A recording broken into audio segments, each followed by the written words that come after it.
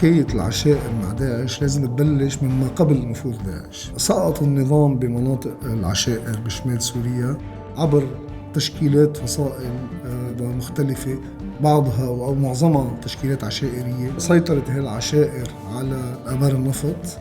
اجت جبهة النصرة أنشأت علاقة مع عدد من العشائر عبر نفوذ أمراء ومشايخ من هالعشائر مع امتدادات عراقية لإلها. انتصار داعش على العقيدات هو صورة عن نوعين من النزاعات خاضتها داعش. النزاع مع جبهة النصرة بحيث الشحيل اللي هي المدينة اللي فيها العقيدات كانت عاصمة النصرة، الهجوم كان بجزء منه هجوم على النصرة، بالجزء الثاني منه هجوم على العقيدات لإخضاعها وإعادة توظيفها ضمن تشكيلات داعش العشائرية. كانت الحالة هي حالة استسلام أكثر ما هي مصالحة يعني. وهناك فرق بين الاستسلام والمصالحة، لأنه كنا طرف خاسر إلى حد ما، استنزفنا يعني. كانت كل المعركة بمقومات ذاتية، كان ماديا أو عسكريا أو حتى أبنائنا، ما في إلا أبنائنا بالنهاية. فخيرني في خيارين أذكرهما دائما ما أنساهم ما حييت يعني. وضع إصبعي هكذا قال: أمامكم خيارين، إما الحرب المجلية أو السلم المخزي. فالحرب المجلية يعني ربما يكون عنوان واضح، يعني مجلية ساحقة ماحقة كما يقولون يعني. لكن ما هو السلم المخزي؟ فشرح لي بعض التفاصيل، أنه نسلم السلاح، نقر الردة، ثم ندخل الإسلام من جديد ونغادر الديار، وكان هذا الكلام. علاقة البعث بالعشائر كتير بتشبه علاقة داعش بالعشائر.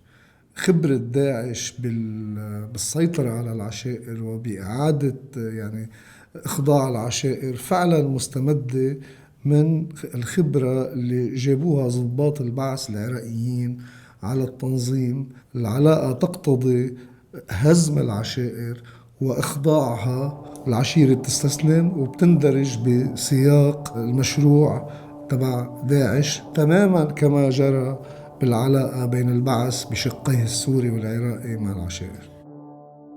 بالصراع بين النصرة وداعش كلنا بنعرف أنه في عدد من العشائر عوقبت لأنه وقفت مع النصرة، بوقت في عدد من العشائر كمان قاتلت إلى جانب داعش ضد النصرة.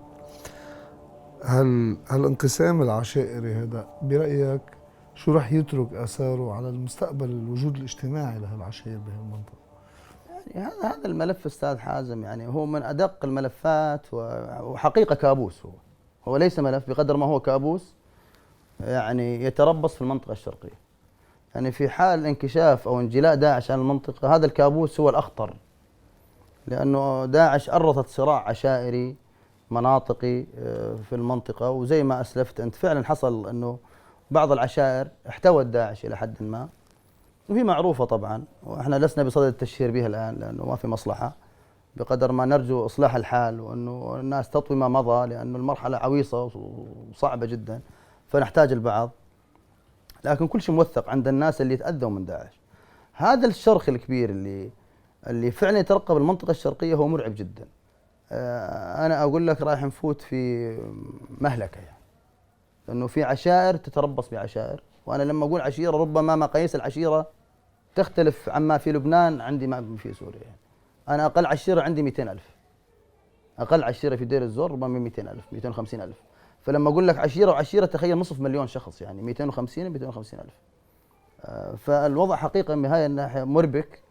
وفي بعض الخيرين الآن يحاول إيجاد بعض الآليات والسبل لتجاوز هاي النقطة، لكنها مختصر الجواب هي كابوس ينتظر الشرقية.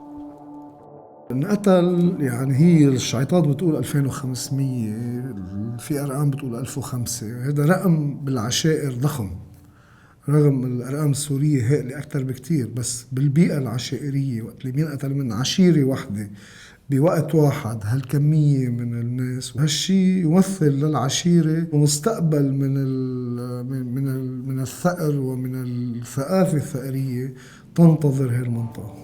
اللي يرتكب بحقنا جرائم الإبادة الجماعية المعروفة بالاتفاقيات الدولية، جرائم ضد الإنسانية، جرائم القانون الدولي، قانون الإنسان الدولي، ميثاق الأمم المتحدة، مبادئ حقوق الإنسان، يعني بمعنى يعني كل هذه الجرائم طبقت علينا.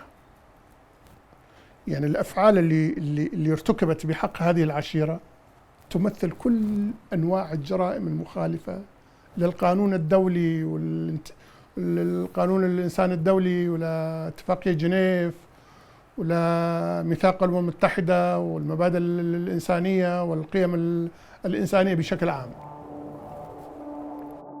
تدفق داعش على شمال سوريا بهالشكل العنيف والسريع والذي نجم عنه مآسي هائلة الحقيقة، وراه كمان سبب أساسي يتعلق بتمويل داعش. داعش التنظيم أدرك أنه امساكه بآبار النفط بسوريا واللي هي موجودة كلها بشمال سوريا سيعني كثيرا لموازنته.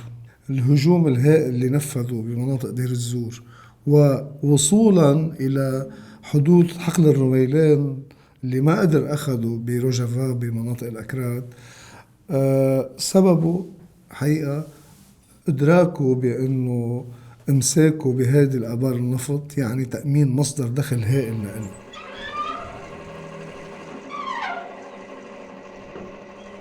سبب القتال المباشر بين الشعيطات وبين داعش هل هو النفط وخلاف على يعني الآبار اللي كانت تسيطر عليها الشعيطات، ولا خلاف حول النكث بالوعود بوعود المصالحة والمبايعة اللي حصلت؟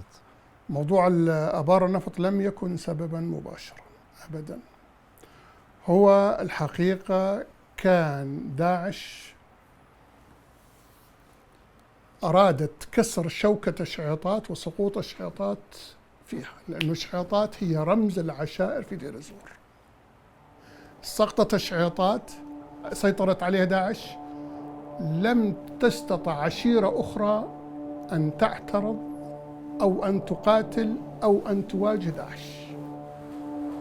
قديش الصراع بين العشائر وداعش ولاحقا إخضاعها للعشائر وقبولها للعشائر بالبيعة خصوا بالثروة اللي موجودة بالمنطقة اللي أنتم بتقيموا فيها؟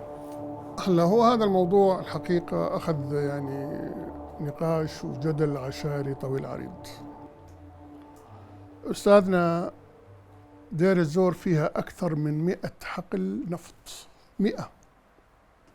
الشعيطات عندها 3-4 آبار وكلها وأغلبها طبعا في ناس مدنيين، احنا ما هذا شيء طبيعي، بس في آبار بشعيط كانت تحت تصرف الثورة، كانت تحت تصرف مثلا المزارعين، يعني بيعبوا المزارع الجمعيات الفلاحية، رئيس الجمعية بيجيب ورقة أنه أنا بدي نسقي الأرض للجمعية للمزارعين بيعبي. بيجي واحد بده سلاح، بيجوا من دير الزور المدينة فصائل بدنا عتاد، فكانوا بيسلموهم البير مثلا لأسبوع ل10 أيام. داعش كان مستحيل تقدر تتاجر بالنفط من دون صلة مع النظام، بحيث أنه رجعت اشتغلت الآبار وتتغذى عبر خطوط الأنابيب المتوجهة إلى دمشق من الآبار اللي بتسيطر عليها داعش، عبر رجال أعمال وسطاء تولوا دفع أموال لداعش لقاء هي كمية النفط بأسعار طبعا منخفضة جدا. داعش تاجر بالنفط مع النظام وتجاره، تاجر بالنفط مع تركيا أيضا، وكان هالشيء أحد مصادر التمويل الأساسية له، وكان الجميع موافق. يعني أنا برأيي داعش ما شكلت تحدي للنظام، بالعكس داعش مثلت مصالحه بتحويل الاحتجاجات اللي ضده لشيطان، ونجح النظام بتصوير هالأمر، وبالتالي إقامة علاقة قايمة على الإيجار بالنفط معه بتصير مش غريبة هون، لا بل ممكنة ومستحبة. يعني بلحظات كتير كان النظام ينقذ داعش مش بس ماديا، الإفساح في المجال لها بالدخول لتدمر، والإفساح المجال لها بالدخول للدخول السهل عدد من المدن. هاي من مؤشرات النفط واحد منها. النفط حقيقة كان نقطة التقاء مصالح بين نظام وداعش، وهذا مثبت بعدد هائل من الوثائق والصور والأدلة والقرائن على وجود هذه العلاقة.